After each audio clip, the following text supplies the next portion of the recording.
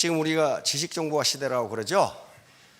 미래 사회가 어떤 사회일까? 이미 지식정보화 사회도 끝났다고 학자들은 말합니다. 미래학자들은 지식정보 사회가 끝났고, 우리도 끝난 것 같아요. 끝났고 이제 드림 소사이어티, 꿈의 사회로 간다고 이야기하고 있습니다. 꿈의 사회에서 가장 중요한 것은 매력입니다. 매력. 이미지예요. 이미지. 이미지가 당신을 먹여 살린다요. 이미지가 국가를 먹여 살린다. 이미지가. 그래서 애터미 사업에서 성공하는 건 다른 거 없어요. 내가 얼마나 매력적인 사람인가가 결론이에요. PPT를 보면서 하겠습니다. 자, 오늘 처음 오신 분들, 이 사업을 할 것이냐 말 것이냐. 다시 말하면 뿌린 대로 거둘 수 있느냐? 거둘 수 있습니다. 있는데 겸손해야 돼요. 겸손하지 않으면, 양쪽 어깨에 달린 계급장 띄지 않으면 절대로 안 돼요. 절대로 안 돼요. 나 같은 사람도 성공할 수 있느냐? 있습니다. 있어요. 근데 어떻게 성공하냐? 한 시간에 다 할 수 없어요. 하다 보시면 알아요. 그 다음에 어떻게 성공해야 하냐? 이것 마찬가지. 이 세 가지 것이 가장 의문인데, 이건 오늘 당장 한 시간에 할 수가 없어요. 그러나 가능합니다. 아무나 성공할 수 있으면 누구나 하는 건 아니에요. 가장 중요한 요소는 겸손, 그리고 열정과 끈기입니다. 이것밖에 없어요. 자, 다음.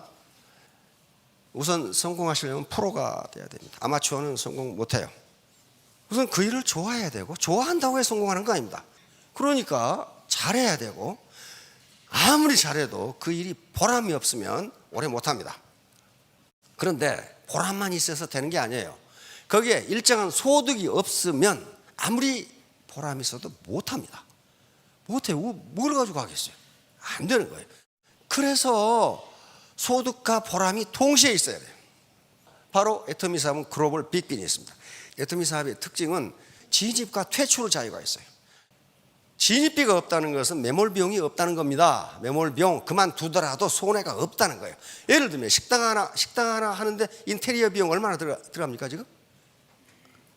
적어도 5천 내지 1억은 써야 된답니다.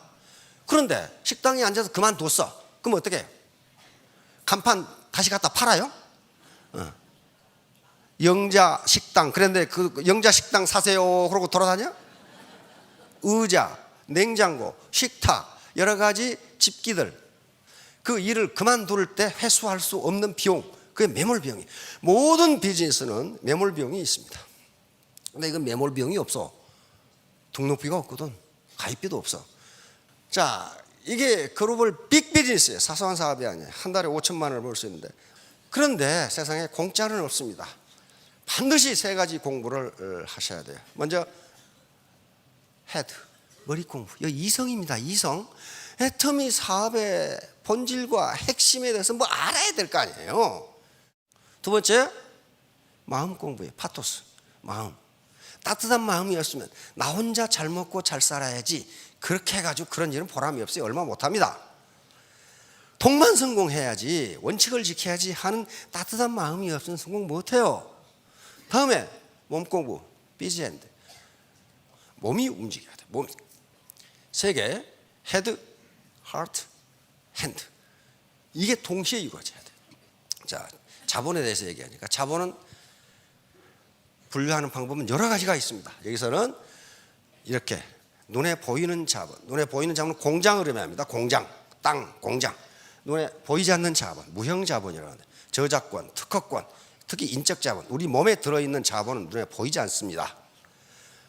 특히 우리가 지금 여기서 제 강의에서 하는 얘기 거의 대부분은 인적 자본에 관한 얘기입니다. 아무리 물적 자본이 많이 주어지더라도요, 인적 자본이 그것을 백업해 주지 않으면 그 물적 자본을 지킬 수가 없어요. 복권 당첨된 사람들이 잘 사냐 못 사냐에 대해서 하도 말이 많으니까 영국 BBC에서 그걸 조사를 했더라고요. 근데 복권 당첨자 중에 절반은 당첨되기 전보다 더 행복하게 산답니다. 절반은 완전히 거지가 돼버린대. 절반은. 그래서 어떤 사람은 더 잘 살고 어떤 사람은 거지가 되는가? 똑같이 복권을 당선됐는데 그건 바로 인적 자본과 관계되는 거예요. 그 돈을 감당할 만한 인격을 가지고 있느냐 하는 문제예요. 그러니까 아무리 물적 자본을 많이 줘도 인적 자본이 그것을 백업해 주지 않으면 그걸 지킬 수 없다는 거예요. 자, 다음. 이 피에르 브리드의 프랑스 이 사회학자인데 자본을 이렇게 나누면요, 왜 인간 불평등이, 사회 불평등이 나타나는가를 금방 알 수 있어요. 이 피에르 브리드는 경제자본, 이게 부모로부터 돈을 얼마나 물려받았냐 하는 거예요. 많이 물려받으면 잘 살잖아요. 그렇죠? 이거 사회자본, 이것은 내 인맥이 어떤 인맥이냐 하는 거예요. 인맥. 이건 잘 살면 인맥이 굉장히 좋아집니다. 그 다음에 문화자본, 이건 상징자본. 학력이 얼마나 좋으냐 하는 문제인데, 이 세 개가 사회적 클래스, 사회적 계급을 결정한다고 봤는데, 영국의 캐서린 하킴 교수가 이 매력 자본이라는 게 있기 때문에 얼마나 매력 있느냐에 따라서 로워 클래스에서 아파 클래스 올라갈 수 있다. 자, 다음 데니얼 카너만, 2002년 노벨 경제학상을 받은 분입니다. 심리학자예요. 성공 여부를 좌우하는 것은 지능이나 학벌, 운이 아니라 무엇이다? 매력이다. 그래서 앞으로 성공 요인은 매력 지수가 얼마나 되느냐에 달려있다. 미래학자들이 이구동성으로 하는 얘기입니다. 이거 미래학의 대부라고 하는 사람인데 하와이 대학 교수거든요. 바로 이 사람이 앞으로 올 사회는 드림 소사이어티이다. 드림 소사이어티는 게 뭐냐면은 당신의 이미지, 당신이 준 이미지, 첫인상, 그리고 다른 말로 하면 매력이 당신의 성공 여부를 결정한다. 똑같은 소리를 누가 했어요? 롤프 엔센이라고 하는 덴마크가 미래학에서 굉장히 앞서가고 있습니다. 근데 벌써 1990년대 이걸 발표한 거예요. 지금 지식정보화 시대로 가고 있는데, 지식정보화 시대 다음에는 어떤 사회가 올 것이냐 하는 걸 강의를 듣던 학생이 질문을 했어요. 그래서 깜짝 놀라가지고 연구를 시작하는데, 데이터 교수나 이분이랑 똑같이 드림 소사이어티, 당신의 이미지가, 당신의 스토리텔링이 당신의 일생을 결정한다. 옛날 농경시대에는 뭐가 부의 척도였어요? 토지예요. 땅을 많이 가진 자가 부자였습니다.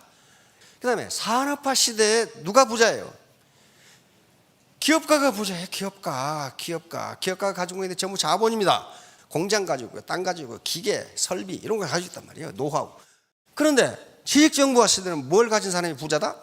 지식과 정보예요. 지식과 정보.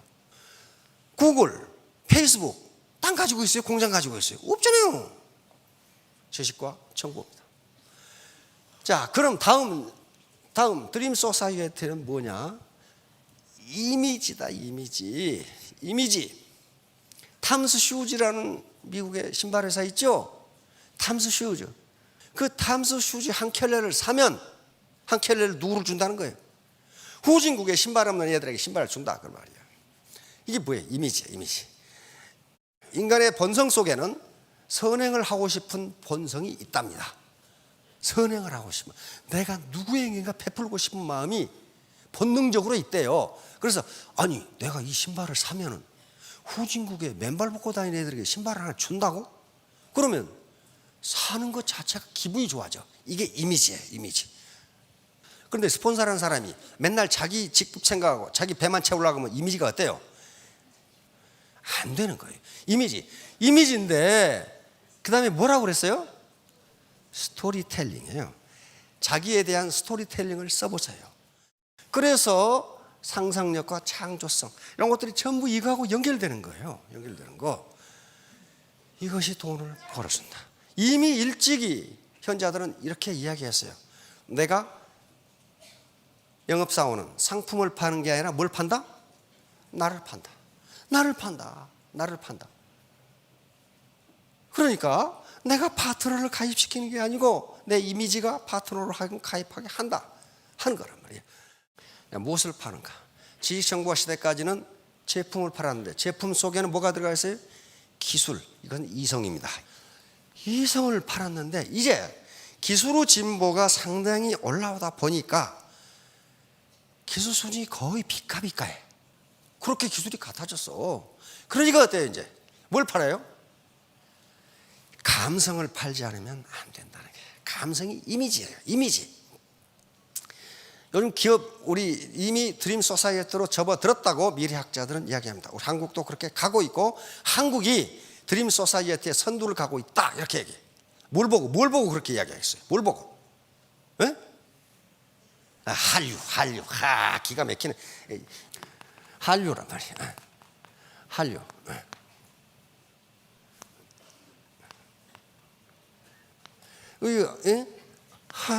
한국 문화의 물결이 막 세계로 뻗어나간다.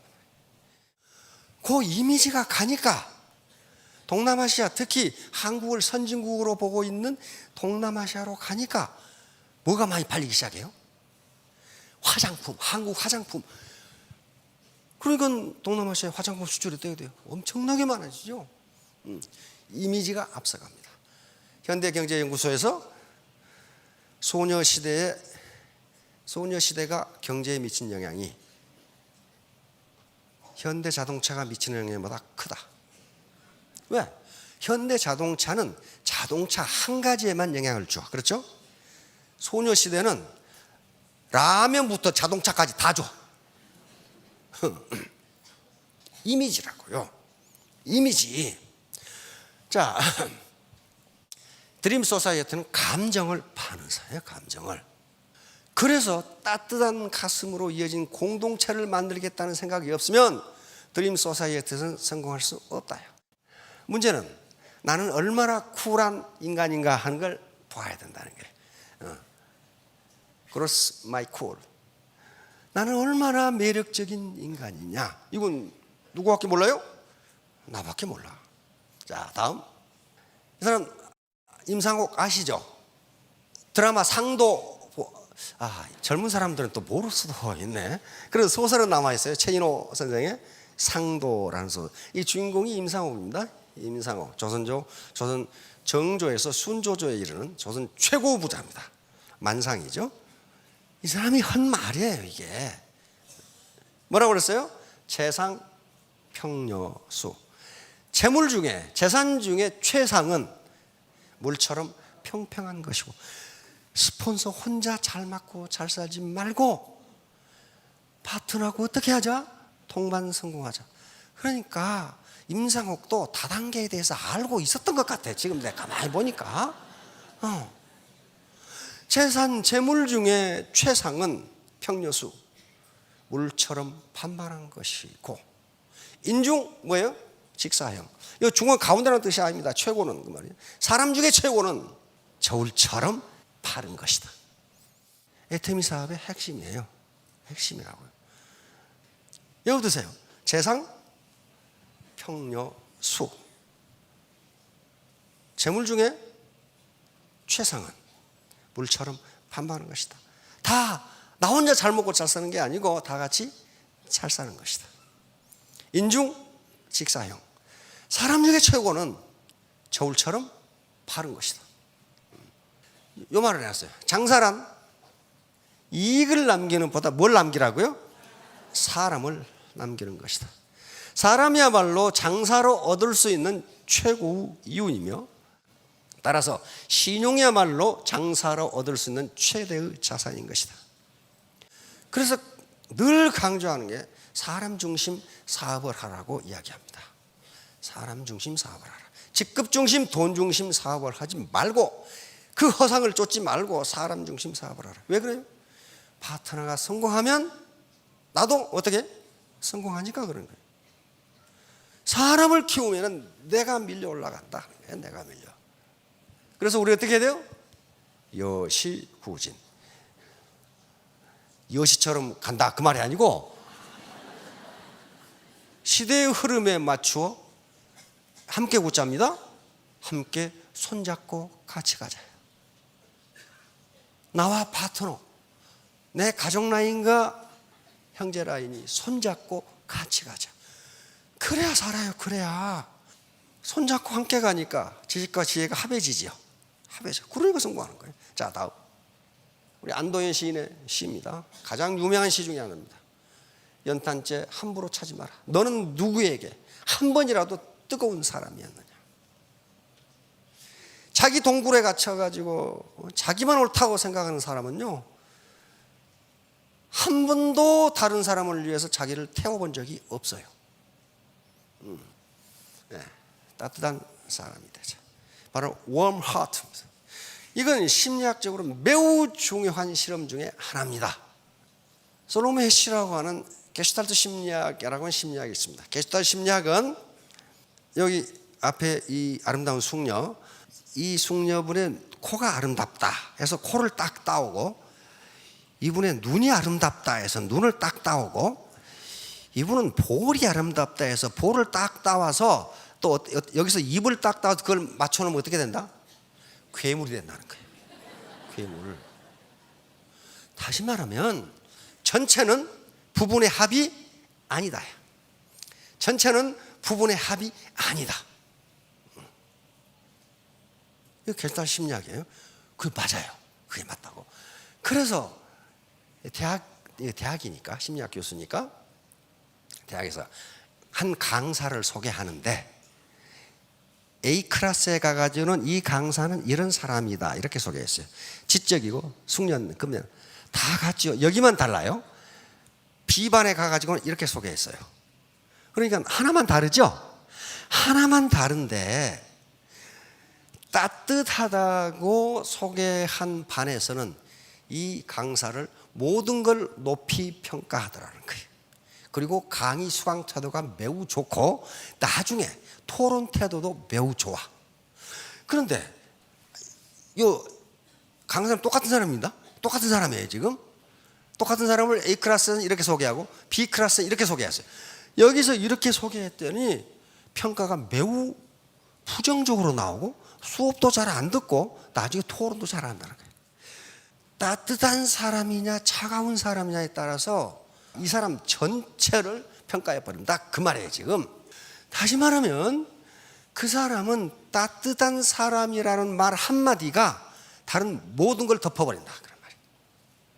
이 사람은 차가운 사람이라는 말 한마디가 다른 걸 모든 걸 덮어버린다 그 말이에요. 우리 사회에서는 그것을 한마디로 표현한 게 덕이 있는 사람이냐 없는 사람이냐야. 그래서 덕이 없다고 평가되면, 다시 말하면 다른 사람을 배려 안 해, 힘든 파트너를 무관심해, 자기만 생각해, 자기만. 그런 사람은 덕이 없는 거예요. 덕이 있는 사람은 어려움에 처했을 때 친구가 많아집니다. 고속도로에 달리다 보면 정체가 있어요. 그렇죠? 근데 정체가 나는 이유가 몇 가지가 있습니다.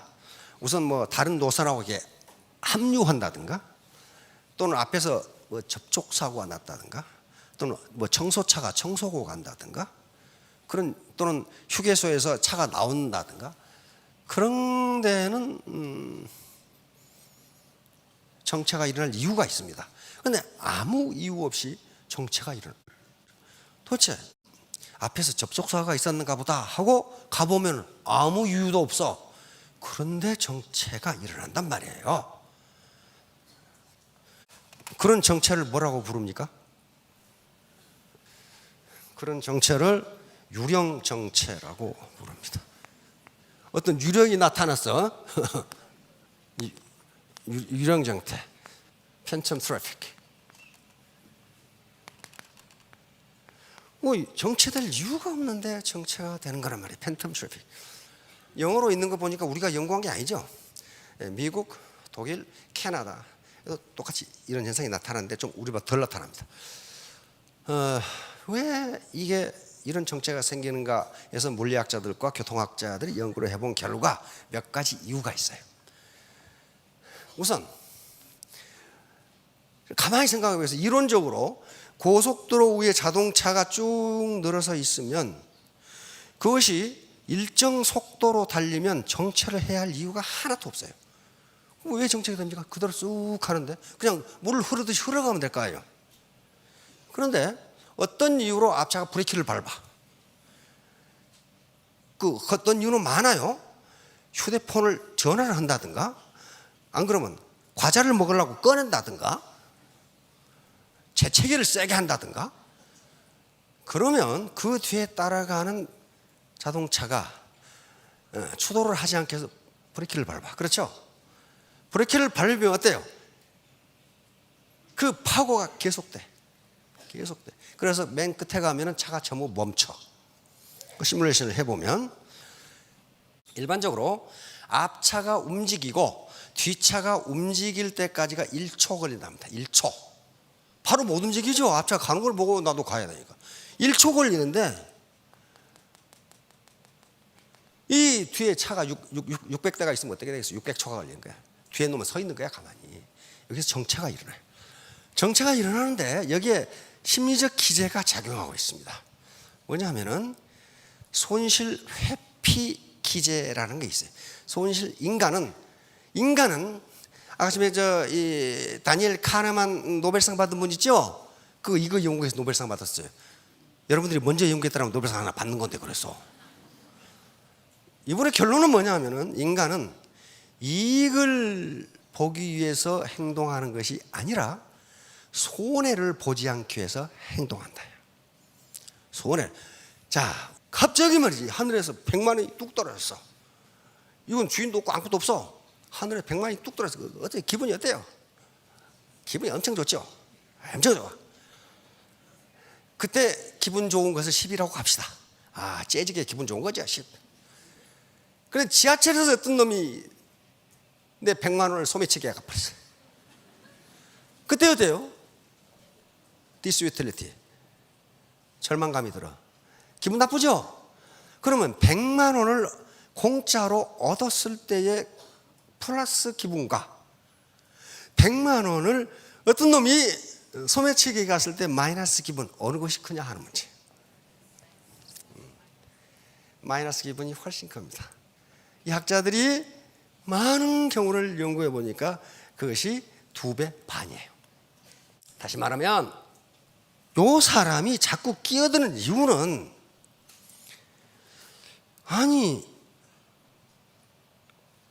학자들이 연구를 해보니까 요놈한테 모든 운전수단을 설문을 했더니 나는 2번밖에 추월을 안 했는데 다른 놈들은 4번 추월한다 이거야. 내가 손해다 이거야. 나 손해 볼 수가 없다 이거야. 나도 끼어들자 이거야. 이놈은 어떻게 됐어요? 저놈만 끼어들어 나도 이쪽으로 끼어들자 이거야. 그래가지고 유령 정체가 나타나는 걸로 그렇게 결론을 내렸습니다. 그래서 이 고속도로의 정체를 일으키는 것은 도로공사다? 아니다. 고속도로를 이용하는 사람들 때문이다. 이걸 어떻게 통제하느냐. 그래서 결론은 뭐냐? 자율주행 자동차가 나오면 고속도로 유령 정체는 없어진다.